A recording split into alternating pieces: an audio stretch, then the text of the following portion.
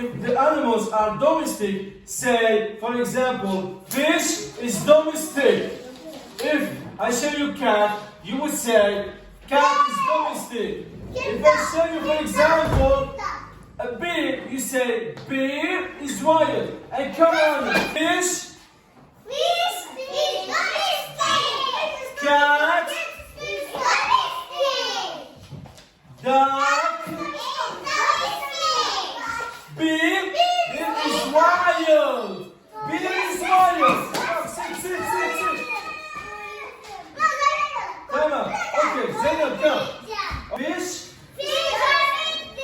Good. Cat. All of you. Elif.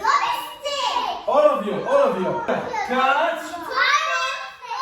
Fish.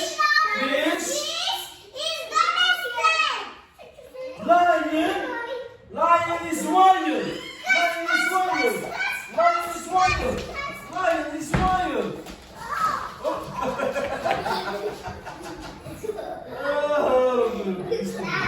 Okay, let's again. Duck, domestic. Duck is domestic.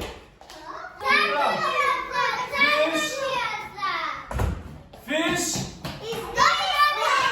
cat,